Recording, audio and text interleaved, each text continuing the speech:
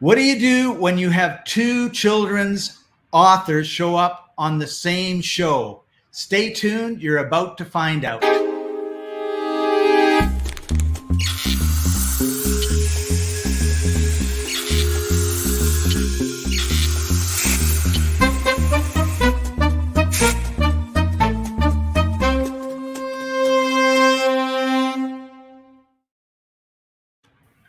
Welcome, everybody. This is Books Cafe, sponsored by free-ebooks.net. I'm your co-host, Scott Paton. Joining us is Chaffee-Thanh Nguyen. Hey, Chaffee, how are you doing today? Awesome, Scott. How are you? I'm doing great. So for those of you that don't know, free-ebooks is all about sharing books. We love to read and we love to share books. And we scour the world looking for authors who are willing to put their books for free on the site. You can download 5 free ebooks every month when you show up. And I'm just going to take a second and bring up the site. So here it is.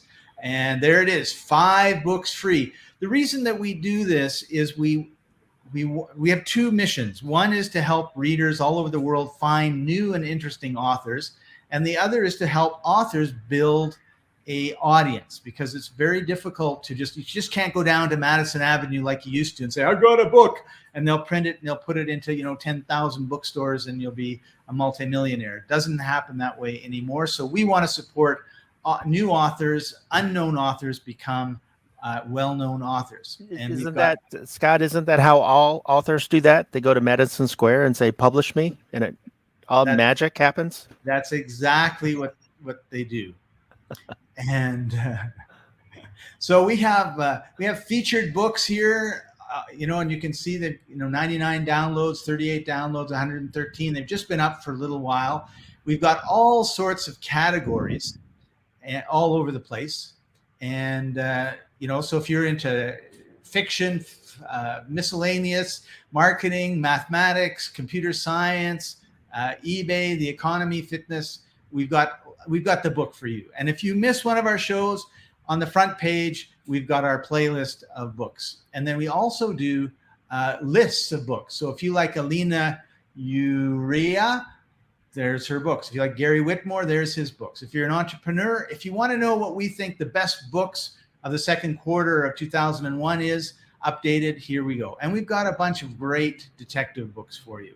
And it just goes on and on and on. We've got 40,000 books, 10,000 authors, and over 200,000 people visiting our site every week. It's really, really cool.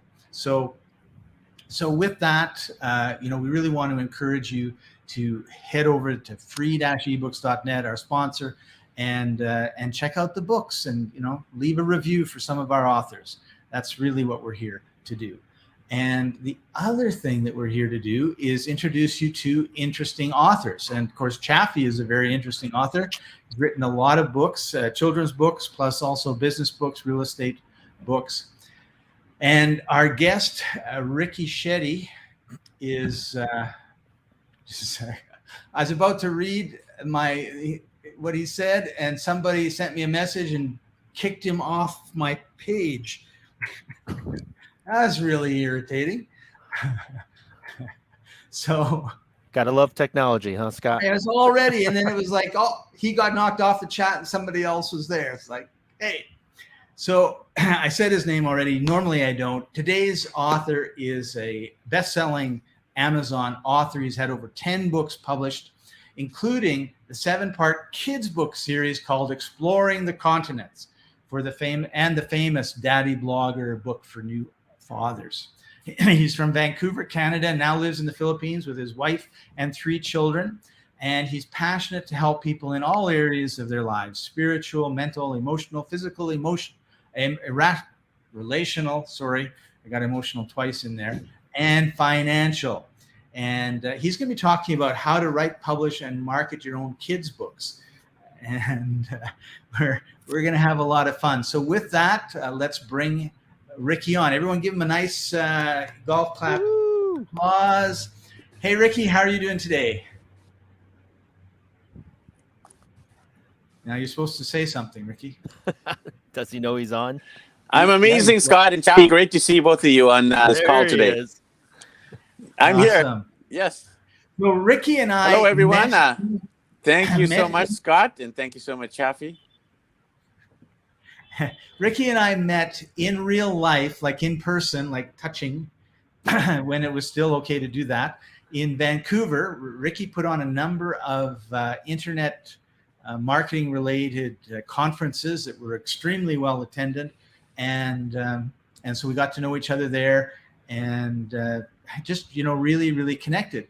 And the interesting thing about the two of us, because I'm in Medellin, Colombia, he's in the Philippines right now, and Chaffee, you're in Chicago, for those that want to know.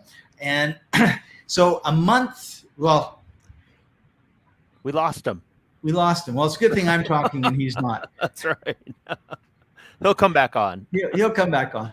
So he went west. He flew from Vancouver and he went basically around the world.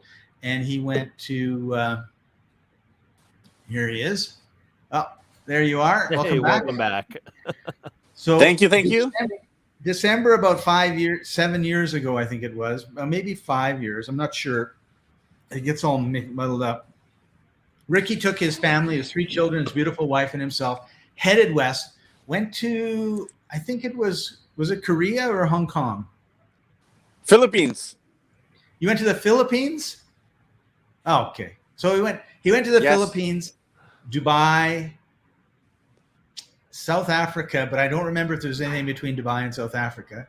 And then he went all the way around South America, and then he went back to the Philippines, which he managed to get to in time to be stranded on an island for 9 months away from the family.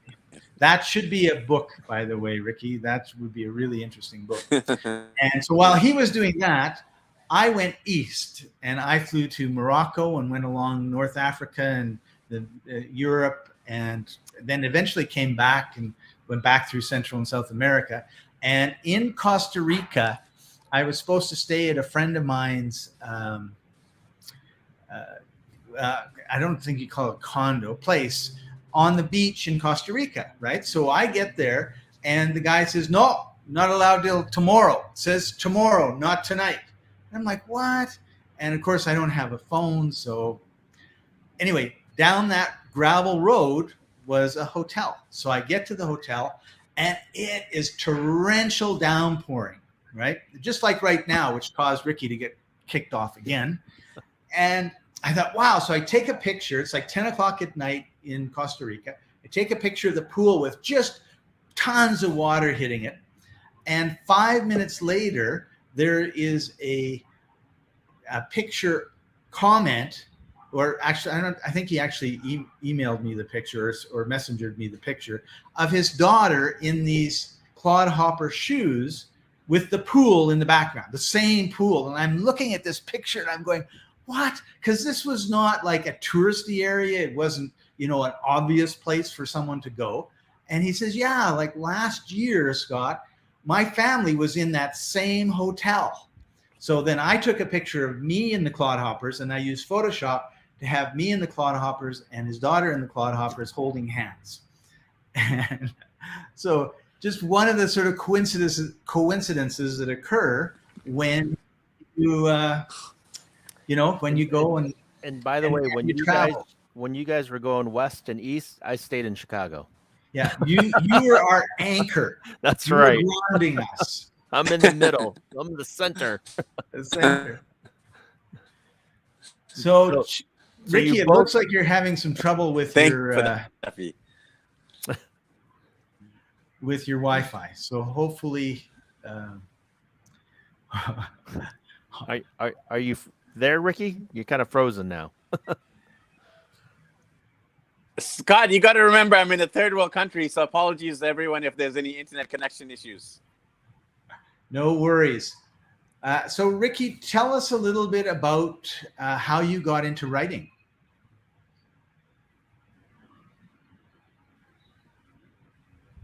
Sure, sounds good. And thank you for having me on the show. And let's apologize in advance of this for the internet issues.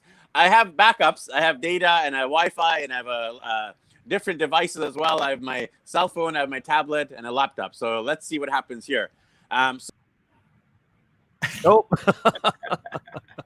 Well, this is gonna be And interesting. he was so clear. Like He was really clear.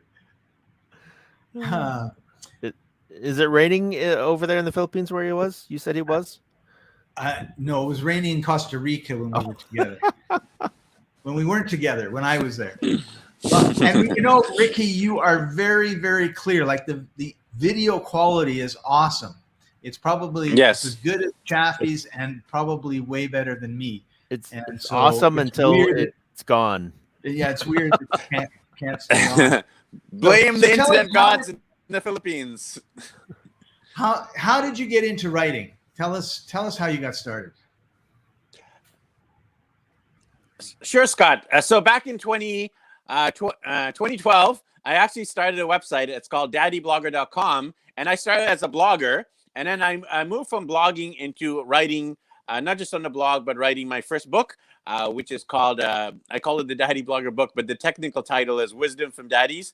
In the book, I actually interviewed over 100 different dads from around the world, different age groups, different careers, different number of kids. And I really wanted to get the wisdom, the insights about being a father. So I have my Daddy Blogger website, and then, of course, the Daddy Blogger book.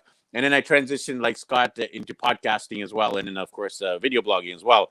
So that's a little backstory of how I started Daddy Blogger and how I got into writing, Scott. Cool. So tell us a little bit about the children's book, because Chaffee's, I was going to say voracious, but I don't know if that's the right word, Chaffee, writer of children's books. He actually produces them rapidly. And you've got quite a few books. I'm going to bring them up, and you can maybe talk a little bit about.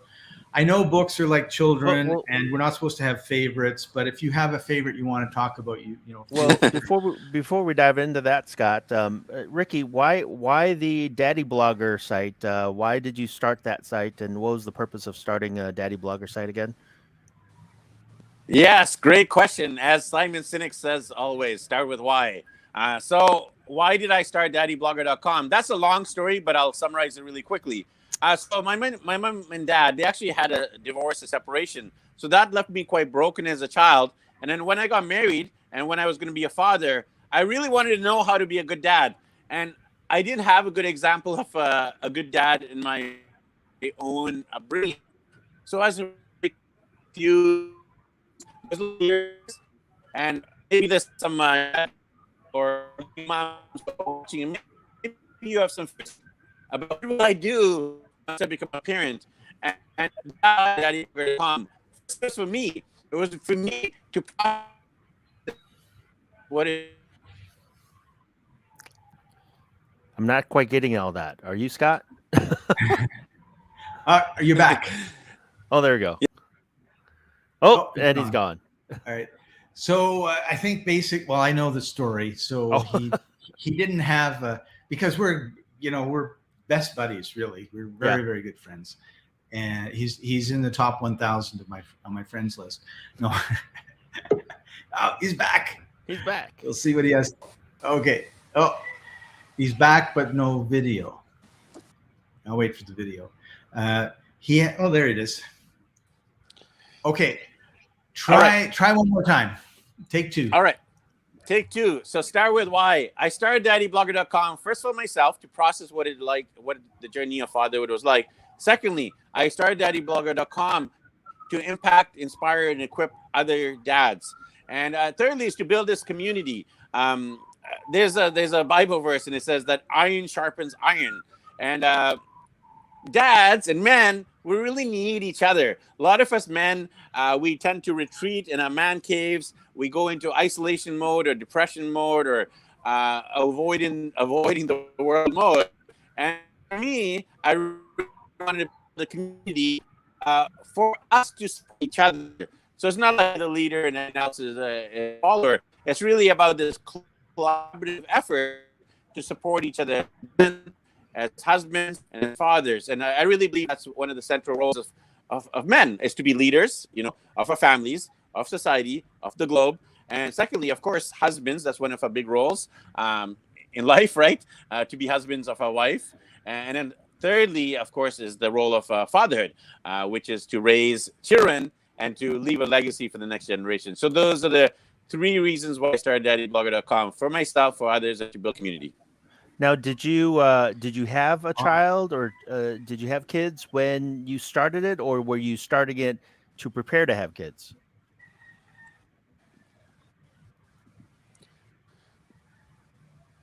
And were kept in suspense. He had children when he started it. He had 2, I think it was 3. He had 2 of his 3 children, I believe, when he started Daddy Blogger.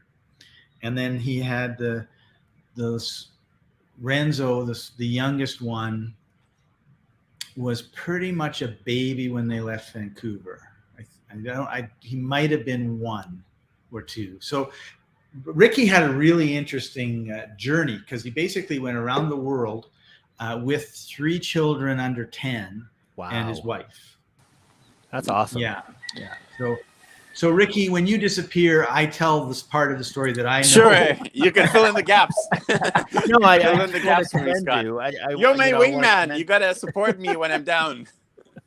I want to commend you, and just remind people that a lot of times, we do things because of what's going on in our life, what's happening in our life. A lot of the books that I write are basically, I started writing children's books because I had a child and I wanted him to learn some lessons, and I wanted to put those lessons in books and share them. So, that's why I was asking about Daddy Blogger and what you did there, and how you took that and what was going on in your life at the time that you did that. Somebody else who wrote books. Sorry, Ricky. I'll just jump in for a second, because I don't want to get off of what Chaffee just said about writing books for your children. There's a very famous author that you may be aware of who wrote his books to read for as bedtime. It was like chapters here and there as bedtime stories for his children, and his name was J.R.R. Tolkien. So, it's quite possible that, 20 years after you both pass away, your kids are going to take the rights to your books and sell them to the movie studios, and they're going to become billion-dollar trilogies. We'll talk about bedtime stories. Oh my gosh. You can spend a lifetime reading those bedtime stories from that series. That's a whole new universe. All right. It is. So, Chaffee, do you have any more questions about Daddy Blogger or anything before we talk about? No, I'm good. Like I said, I just, for our listeners out there, what's going on in your life, what's happening in your life, and see if that's something that you can parlay or should parlay into, a book series. So, absolutely. Yes. Can we write about something we don't know? No, that's hard. Yeah. That's what I think too. I think Scott. I'll answer the question about what Chaffee was asking me. So Chaffee was I was a dad. So became a dad on May 6th, 2012. Daddyblogger.com on December 2012. So it's about 6 months. Yes, 6 months into my parenting journey that I started daddyblogger.com. Oh, I didn't know that. I knew that you had at least 1 child. Oh, I thought you said he had 2. Well, he's got 3. Then he must have had twins when he started, because he had 2 when he started. No. I think they're the first 2 are a year or so apart. They're so cute. They are just dolls. I mean, you just want to cuddle them and hold them and never let them go. All right. Well, we should probably move on to this whole book marketing thing. Yes. Okay. All right, so Ricky, we're gonna talk about your books, and if you're not here, we're just gonna make stuff up, okay? Sure, sounds good, Scott. All right, so here we are on Amazon, and I'm going to put the link in the comment section so everybody can go and take a look. Just click in the comments. But you have Exploring the Continents. And so this is kind of interesting because you got 5 continents. The only one you didn't go to is Antarctica, as I recall. And let's talk about these books. Right? You've got one that's, you're visiting every country in the world. Oh yeah, there's the bottom. It says Oceania, Asia, Europe, South and North America. I can't read the last one. So what was the inspiration for these books other than you were traveling, Ricky? Is there any other inspiration behind it? Yes, of course, Chaffee. The inspiration was to help others, dads and moms, get inspired to travel. Because a lot of us parents, we have the fear factor, right? We are afraid of doing new things. We're afraid of taking kids traveling. We're afraid of them getting a disease. We're afraid of dropping off of a podcast.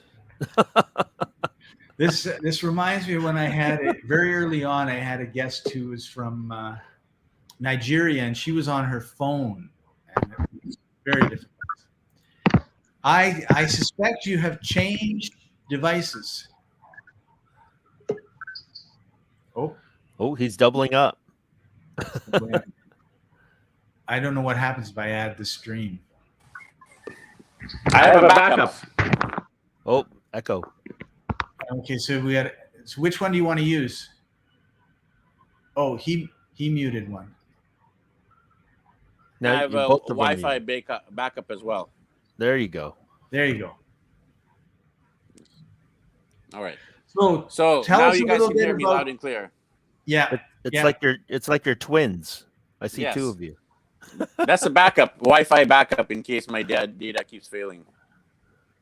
Awesome. So tell us a little bit about exploring the continents. You had said earlier that you wanted to inspire other fathers and families to travel, and I think you're right. Like the type of traveling that you did is a type of traveling that would freak out a lot of parents because, what if my kid wanders off in the markets in Nigeria and I never see him again? wait 30 years and he'll be the white Boana king of the Congo or something, right? Yeah. Yes, Scott, definitely the goal is to inspire other dads to travel. And of course, now we're doing this interview in 2021. So no parent in the right mind is going to want to travel with their kids in the midst of a global pandemic. So I kind of have to put this series on pause because remember this, exploring the continents, the goal is to help people travel the world and explore, learn about different cultures, learn about different languages, different food, connecting with people, connecting with other families, other children, right? So I believe the pandemic will be over. Cross the fingers, God, right? The pandemic will be over in 2022, 2023. So, of course, the pandemic finishes.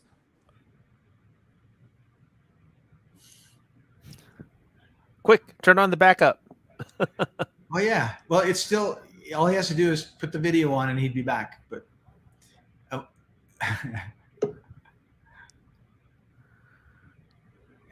well, the pandemic is finished. There we go. Connecting quickly. You're back. Yes. So what I was saying is once the pandemic is over, Scott, Chaffee, and everyone who was watching and listening here, I believe one of the first things that will happen is people will want to jump on an airplane again, right? They're going to want, maybe they might start slowly. They might start traveling maybe just in their home city or their home province or their home state, then maybe across the country. Then if they're in Canada, they might want to travel to the U.S. or vice versa, right? And then I think what's going to happen is people are going to want to travel internationally. So I think basically we're on the verge of global travel resuming again. And Scott and myself, we have something called Digital Nomad Mastery.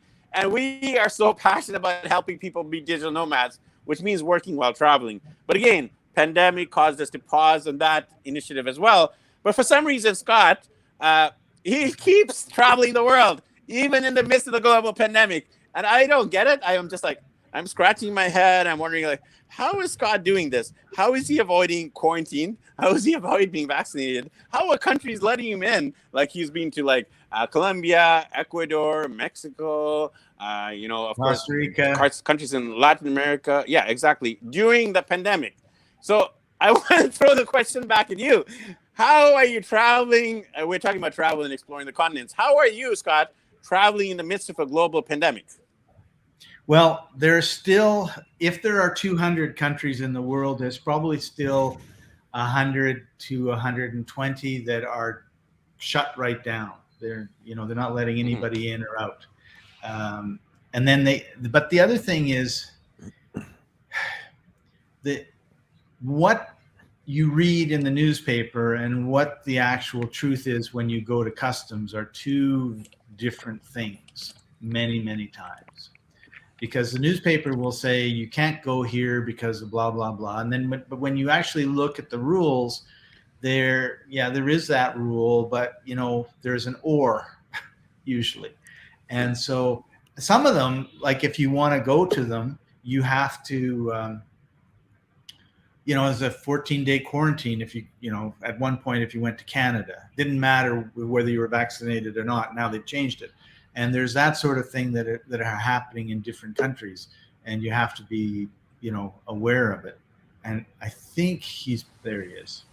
So, the answer to your question, Ricky, is there are countries that are totally shut down and I cannot get into, and there are countries that are totally shut down and almost nobody can get into. And I tend to just like, okay, I'm not going there.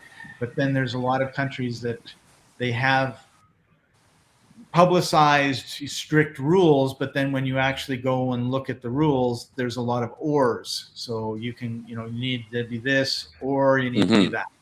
And so I'm staying away from Europe right now because they just seem to be out of control. Australia is a basket case as far as I'm concerned. And so my opinion of different countries has changed, actually. Like I always wanted to go back to Australia. I was there in grade 1 and grade 2 and grade 3, and I went back after I graduated. I went back for my anniversary. I went back as a speaker. And, I know some really nice people there, and I was hoping to go back, to go again on this journey. And, but just the way they've been behaving, the country, not the people, I just think, I don't want to go have anything to do with them. So it's really interesting how my perspective of different places has changed. And a lot of places that I really wasn't thinking of going to, Senegal in Africa is one example. I'd heard nice things about it, but then I started meeting some people from there, and I thought, wow, like that's a really welcoming place and it'd be really fun to go there. So it's kind of like,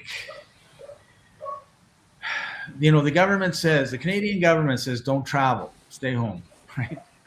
And there's still thousands and thousands of airplanes that fly every day, and they pack the people in. I've been on at least one flight a month, if not 2 flights a month for the last 6 or 7 months. That's probably not quite right.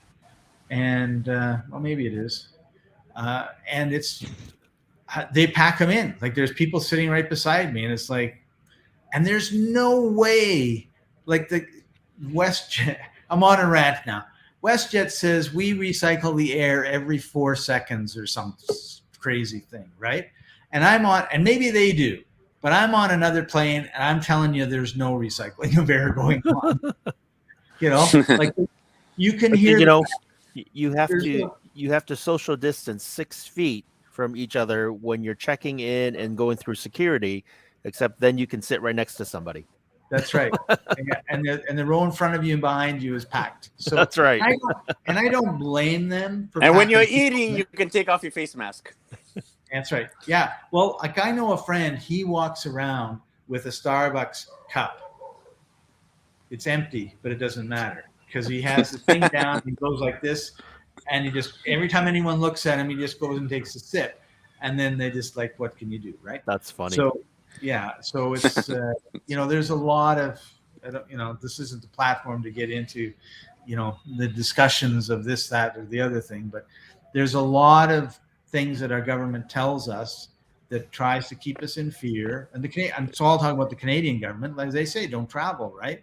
And my son's in-laws just spent 2 weeks in Mexico, had a great time, and they had no problems, right? I mean, there's always going to be, 10 years ago, people traveling would have some sort of problem, some sort of health issue, some sort of sickness.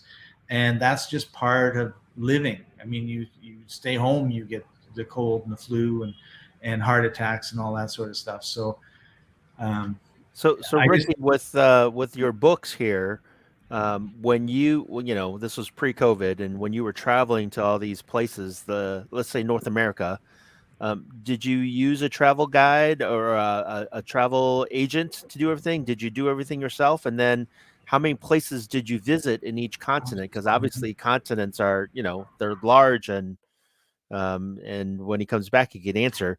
There's a lot of places to visit. Question. There's a lot of places to visit in each continent. Oh, did I lose you too, Scott? In the case of, yeah, you did actually. I'm all by myself, and I don't know the answers. Ricky, you're back. Hold on. So in terms of how many places we visited, right? And then were we using a travel agent or doing it more independently? So the answer is, we're back. Yes, the answer is, so I've been to 81 countries on 6 continents. And as Scott mentioned earlier, I haven't been to Antarctica yet, okay? So the only the only continent still missing is Antarctica. And Scott also mentioned how many countries there in the world. So according to the United Nations, there's actually 193 United Nations member states. And there are also some debatable countries. We won't get into there, but there's about 193 according to the United Nations, and potentially 200 if you count the ambiguous countries. So in terms of how did we travel and kind of the logistics? So we traveled independently. As a family of 5 is independent travel in the sense that we did not use travel agents. We used the Lonely Planet guidebooks. That's a famous guidebook brand in some of the countries. But a lot of the information you need will be firstly on the internet. And secondly, it will be from the locals. And there's the guidebooks, of course, which is solid information. There's the internet information, which is not so solid, and I'm not sure what's true and what's not. And then the best, and I find the most reliable source of information, and Scott, you're an avid traveler, correct me if I'm wrong, but is from the local people. The local people will know the hidden gems, where the restaurants and where the sightseeing places that aren't even listed in any guidebook or any internet place. So what we did, and I'll share with you some strategies on how we did it. On Facebook, I just posted, I said, we're going to Brazil. Do you know anybody in Brazil? We would love to connect with people. And I mentioned some of the cities, Rio de Janeiro, and Sao Paulo, and Salvador, and Recife, and the Amazon, right? And Iguazu Falls, and the Christ the Redeemer. And I mentioned a few of the places. And I said, do you know any Indian Brazilian, basically? And I'm sure most people know someone Brazilian. Maybe someone in their school, maybe someone in their work, maybe a neighbor. And because I put that out there, I got like 20 messages saying, meet my friend in Sao Paulo, meet my friend in Rio de Janeiro. And we ended up meeting so many people who are local. And those are my favorite memories, Scott and Chaffee and people watching. Those are the memories I really treasure. When people say, what are your favorite travel memories? I've been to Machu Picchu, I've been to the pyramids, I've been to Great Wall of China, I've been to the Taj Mahal, I've been to the great wonders of the world. But my favorite memories are the people, the connections, the memories, sitting in a random restaurant in the middle of Cape Town, South Africa, looking someone in the eyes and just hearing their stories, their life journeys, and learning about their struggles, their challenges, but the things that keep us in common. Love and belonging and significance and success and the struggles for making a difference in this world and the struggle to provide for our families and common struggles that every human faces: money, health, and relationships, right? So, I don't know if you're going to ask me this question, but what did I learn while I was traveling? We are so fundamentally different, yet we're so fundamentally similar. We're so different in the sense an African or Indian or Vietnamese is so different than someone in Canada or America who's coming from a European background, right? Very different in terms of course, the physical appearances, right? That's very different. Scott looks very different than Chaffee or me or the people who are watching and live here. We are very different. Scott, you look different from everybody I know, and you're very different from everybody I know. There's only one you, Scott, and you're very unique. Thank you. He had said something, and I felt traveling for me No, I'm just seeing if he's back. He's half back. Traveling for me was eye-opening in that places that I had no desire to go to ended up either being places that were absolutely amazing to be at, or I ended up having a strong desire to go there. Norway is one. To me, 10 years ago, it would be like number 200 on the 193 list of countries to go to, because it's like vanilla, right? It wasn't that I disliked it. It wasn't that I disliked it or had any negativity towards it at all. It was I had no feeling about it. And I spent 6 weeks there and made 2 trips. And I just think it's a wonderful, wonderful country and everybody should go, right? And then the other one is Argentina. And Argentina was kind of the same. It was like, well, I don't know, right? And I was on the island of Rhodes in Greece, and there were two people, a young couple from Argentina. And we were just sort of sitting around, and I got out my iPad and I opened it up and I got the map out and I got to Argentina and I put it down and I said, tell me about your country. And I'm thinking, if you asked me, it would be like, well, you should go see Niagara Falls and you should see the Rockies, and that's about it. You're done, right? They spent 2 hours, and I have 35 pins of where to go in Argentina, because they described each pin, each town, each village, each area, and they fought because he came from this village and she came from that village. And you should go to my village, not his village. No, go to my village, not her village. It was hilarious. We had a great time. And Argentina went from, I don't care if I go, to, oh, no, I really need to go there. So the traveling, being exposed to different people, being exposed to different ideas, being exposed to different places has really, broadened my outlook on life and all that sort of good stuff.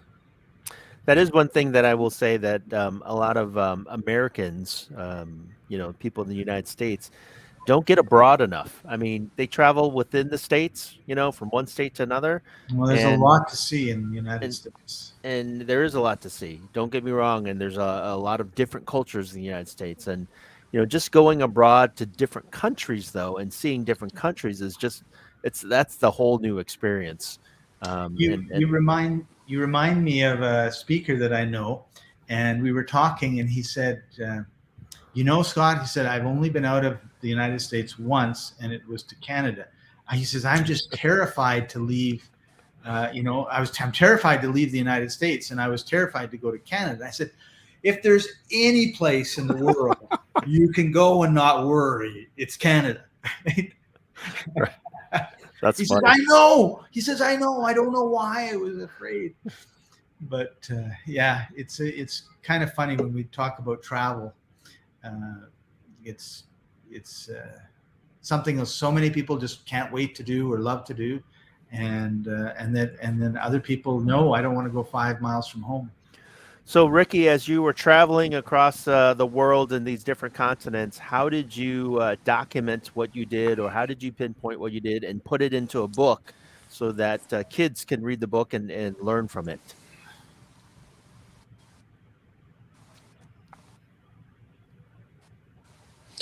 Yes, Chaffee, I documented our journeys in 3 ways. Firstly is blogging, right? And then secondly is podcasting. Scott and me, we actually ended up doing 500 podcast interviews. Wow. As we were traveling globally. Scott was in Europe. I was in South America. We would both connect with the person in a different time zone.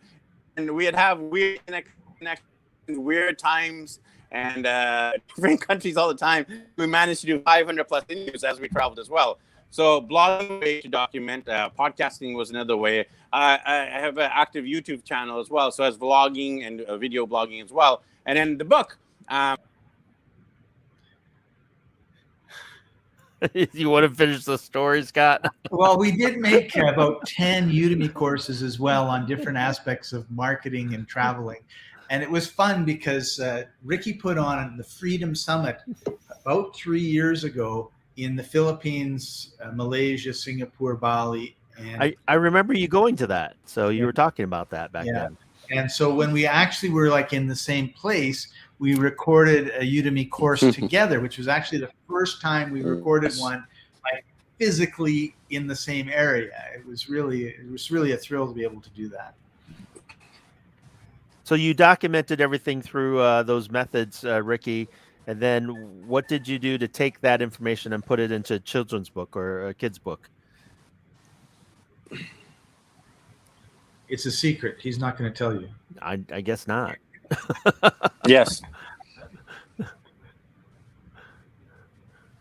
Yes. So yeah. So and then so I'll tell you the journey. So we came here to the Philippines, and the reason we moved here to the Philippines is because my wife's mom and dad lived here. My wife's mom got diagnosed with cancer, and that's why we came here, so that my wife could spend time with her mom, and of course our kids could spend time with their grandma, right? So what happened is when I was here, I really want to process and, of course, to empower other parents to travel. I mean, we traveled random places, right? Quote unquote random places, not Disneyland or Disney World, as a lot of parents want to do. We actually did. Sorry, we did travel to Disneyland, but it was Hong Kong Disney. Oh, we lost him again. Oh, you're muted, Scott. Yeah, and I don't know the end of the story. I don't know all the stories. I know that one of the things that he did was contact tourist bureaus when he was going someplace. And oftentimes they would, because here's his family that's multicultural, traveling in various different countries with 3 young children. And so they all bent over backwards to give an amazing experience to the family and to the young children. It was life-changing, right? And I can remember he was at the lowest, the most southern point of South America. There's a sign that says, whatever the latitude is. And they were there and they took these pictures and everything else. So people everywhere are really, they really are friendly, and they really love to show off their culture and their country and that sort of stuff. And when you have young children, it breaks the ice pretty quick. So we'll see if we can get Ricky back on to finish his story. Does. Yes. So in the Philippines, we moved here. My wife's mom getting sick, and of course, kids wanted to spend time. And then we in the Philippines and documenting process and putting them onto paper or into the laptop, right? And then, of course, you need firstly the content, and then you need about kids' books. But for me, I don't have the skill set to draw. I'm not an artist, so I couldn't do the images. And if I did, they wouldn't be very good. So I ended up doing the content. And the content was basically 7 books broken down into content by continent. And that's why we call it Exploring the Continents. There was North America, South America, Europe, Asia, Africa, Australia, Oceania, Australia/Oceania, and of course, Antarctica. So there's one book for each continent.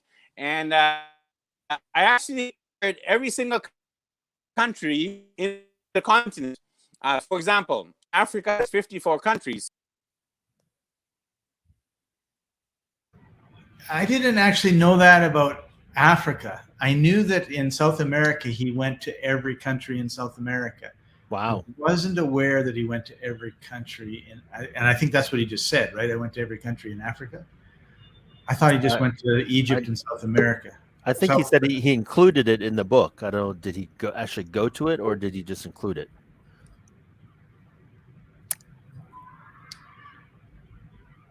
Oh, wrong one. So, Ricky, I told everybody that you had gone to every country in South America, because I recall you doing that, and as you did it, right, in real time. But that's right. But did you go to every country in Africa? Yes. You did. No, not yet. So there's 54 countries in Africa, and we've been to. No, not yet. Not in Africa. There's 54 countries in Africa, and we've only been to 2 of them. We've only been to Egypt and South Africa. So we have 52 countries still. No, we lost him. I beat him in Africa because I've been to Morocco, Tunisia, Egypt, Kenya, and are the Canary Islands part of Africa? I think they are, even though they're owned by Spain. That's 5 to 2. Hey, yes. I tied him. You tied him. You've been to 2 countries in Africa? Yeah. Which 2? Well, I've been to South Africa, and you said Egypt. Yeah, Egypt. We've all been to Egypt. I mean, you can't really go to Africa and not visit Egypt. Yes. Right.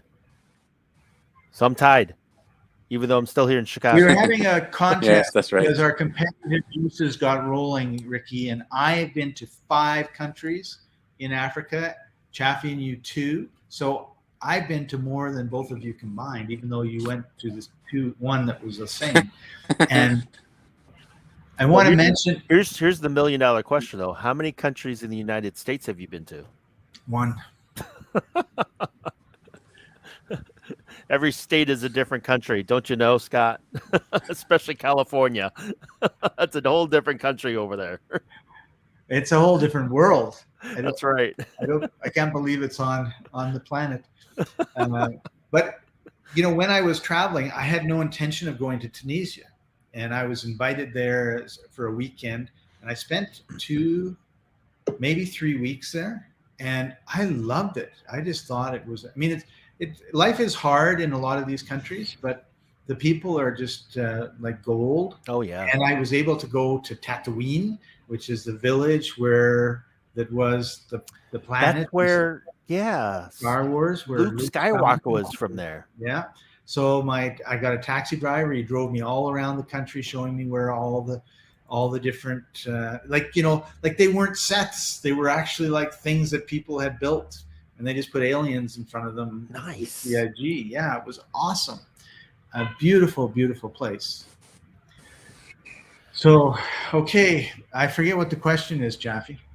I forget too. Okay, so let's forget about Africa. Let's talk about another. So we're going into the travels, but these are turned into books. So yeah, you wrote the content, Ricky, and then you hired an illustrator, I assume, and then you put it together in a book, or you had your children draw the pictures. That would have been a good idea. Yes, that's correct, Chaffee. And you can obviously. No, my children did not draw the pictures.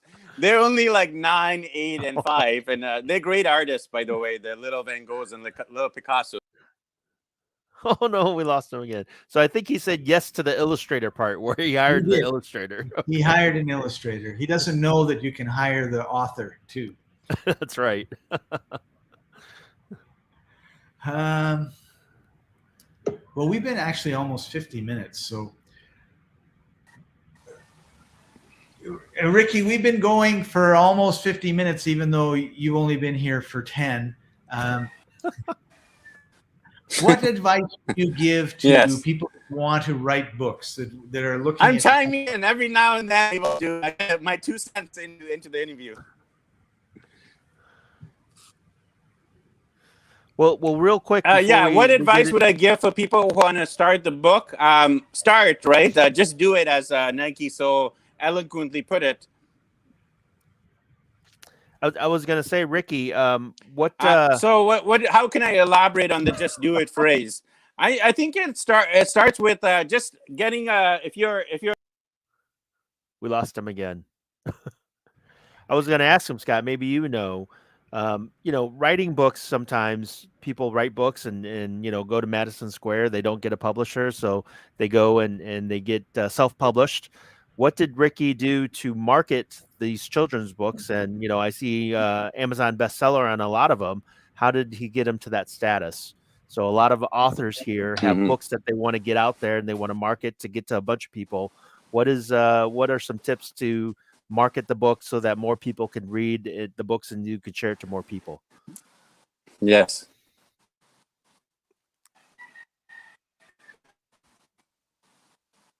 I think there's a lag. Yes, one of the biggest advices would be creating a book launch. Of course, social media is the big word of mouth platform nowadays. You've got email marketing. You've got a book video trailer as well. You can do a book launch party. You can do Amazon SEO or Kindle SEO to rank the book. You can also have a website dedicated to the book itself. You can give out free copies, so then people will write reviews for you. So there's a lot of ways to market the book. I want to talk about something called a book launch team. Basically, what you do there, you post on your social media, on your Facebook, and you say, I'm publishing my first book this day. Who wants to be on my book launch team? All you need to do is read through the book, provide some feedback, and then promise to market it when the book is launched or the book is published, right? So you get about, it's up to you, but for me, I'll just share with you my model. I got 20 people on my book launch team. He got 20 people on his book launch team, and then they all did certain tasks. And then he had this, it wasn't like a big event, but it was an event, right? So you tell the local newspapers and you tell the local radio, hey, we're doing this, and they would all show up. And then, on that day, there was a lot of activity. The other part of it is don't buy the book until this day at this time, so that everyone buys it at the same time. It pops up to number one in your category, and away you go.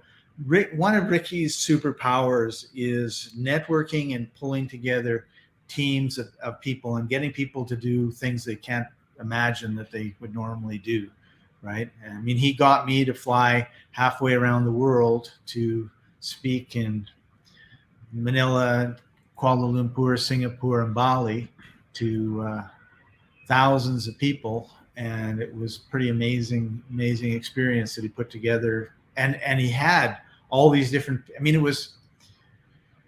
he had all these different people in all these different places having to pull together to make it all work, because otherwise, it's not easy putting on one event, let alone 5 or 6 in different countries.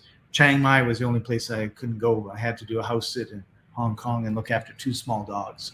But awesome. So I told him a little bit about the team, Ricky, because I'm familiar with that part of your process. Yes. Awesome. So, yes, of course, I mentioned launch team already. You definitely do a book video trailer of marketing the book. The book in like a 1 minute or a 2 minute video. My video trailer for the book that might help the people who are watching, listening here to kind of. It's like a movie, right? You got to learn from Hollywood. When Hollywood is putting out a movie, posters. They're physical posters, but they also have, like a page for the movie, etc. So learn from Hollywood and learn from famous authors and famous writers and famous books. How do they market and replicate and duplicate? Rip off and duplicate, or R&D, right? Research and development, or rip off and duplicate. So learn from people who are doing it well, and then do it similar, or even incorporate different modalities together. And in terms of becoming an Amazon bestseller, it's really about getting as many people as you can to purchase the book on the day of the launch, right? And also you have to remember the categories. So you got to pick a category or a niche, and the narrower the niche, the higher the probability you'll become an Amazon bestseller in that niche. Because if you post it on something like self-help, self-improvement, personal improvement, that's a very general category. It is much. Yeah, it's a very general category, and it's hard. It's very competitive. But if you do children's travel books as opposed to travel books, then the competition is less, and then you get that. Well, with so many people struggling, Scott, I figured there was nothing in self-help, because people don't do anything to help themselves anymore. Let's not go there. Let's not go there. No. So, Ricky, I want to say thank you very much for joining us. We've come to the end of our time today. Before we go, I'd like both you and Chaffee to think about one of these.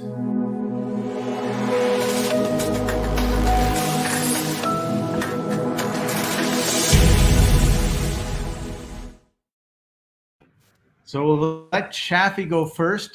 Chaffee, what is your tip for authors today? Well, my tip for a authors, couple minutes to think about it. Yeah, my tip for authors, real quick, is again, something that we talked about today, which is you can find inspiration anywhere. Only if you just look and see what's going on in your life, look and see what's happening in your world, that can inspire you to do something greater. That can inspire you to share something. If you've just done something that you thought was great, that you thought, wow, a lot of more people should know about this or anything, that can be something that you can share through a book. And so you can create a children's book. You can create your own fiction novel, whatever. You can create a whole, whatever kind of book that you want. Only the goal is to share information. And I think anybody and everybody can be an author. So what's inspiring you, and use that to drive your inspiration. Oh, you're muted. Great There you go, tip. Scott. Great tip. And so don't forget, make sure you like, share, subscribe so you don't miss any of our live streams. If you've got any questions, you can put them in the chat box. I should really say this at the beginning, not at the end. And don't forget to head over to freeebooks.net over on Facebook. We have over 300,000 likes, and so we post a lot of stuff there. And Ricky, well, I thought he was here. He's almost there. There he is. So do you have a tip, Ricky, to leave our authors with? Yes, final parting tips. 3 quick tips. One is create a book launch team. Secondly is create a book video trailer. And third is create a book Facebook page. And that's it. Over and out. Awesome. Thank you so much for joining us, Ricky. I know it's like 4 in the morning in the Philippines. And yeah.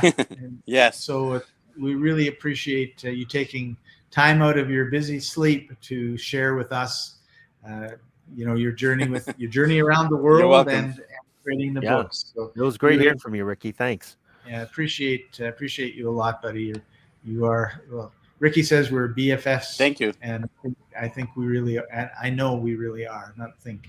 So thank you for being on. Thank you for joining us, everybody. We love you too. And make sure you come back every Wednesday at 5:30 Eastern. And we'll see you next week. Bye for now. Bye-bye.